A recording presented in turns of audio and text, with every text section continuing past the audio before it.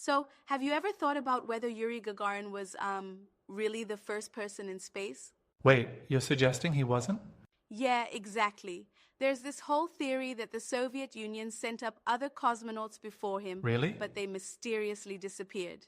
That's crazy. So they just erased them from history? Pretty much. Some believe that earlier missions failed, and to protect their reputation, the Soviets covered them up. Wow, I mean, with their secrecy, I guess that's possible. Exactly. It's like the ultimate space conspiracy. Mm-hmm. So what's the evidence?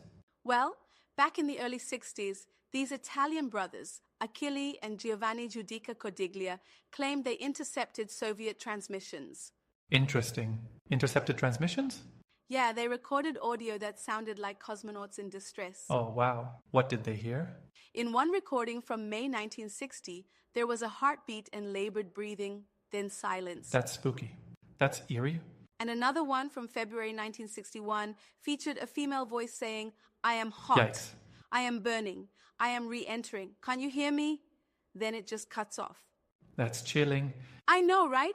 And just before Gagarin's flight, they recorded someone gasping for air, like they were running out of oxygen. Oh, man. So are there any names associated with these lost cosmonauts?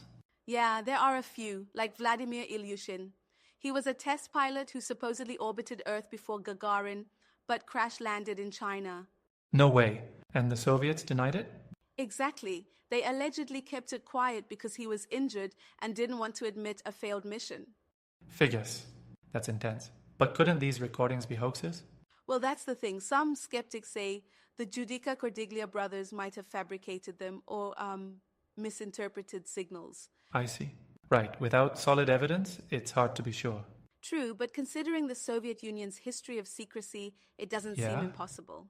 Like how they covered up the death of Valentin Bondarenko. Exactly. He died in a training accident in 1961, and they hid it for over Incredible. 20 years. And the Netherlands catastrophe? Yes, over 100 people died in a rocket explosion in 1960, but they denied it ever happened. Unbelievable. So they definitely had a pattern of hiding failures. Exactly. So if earlier cosmonauts died in failed missions, it's plausible they'd cover it up. But, I mean, do we have any documentation? Not officially. The Soviets were masters at erasing records. True. That's true, but without solid proof, isn't it just speculation? Perhaps, but the absence of evidence isn't evidence of absence. Fair enough. Still, we have to be careful with conspiracy theories. Definitely, but it's fascinating to consider. It is. Maybe someday we'll learn the truth. Yeah, if more archives get declassified, we might find answers. Hopefully, unless those records were destroyed. That's possible. The mystery might remain unsolved. Sadly, well, it's certainly an intriguing part of space history. Absolutely. It reminds us how much we still don't know. Exactly.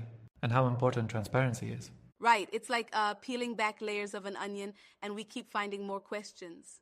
So true. Yeah, and sometimes it makes us cry. Ha! Exactly. But seriously, it's worth exploring. Agreed. So, what's the takeaway? I guess it's that history isn't always what it seems, and we should keep asking questions. Definitely.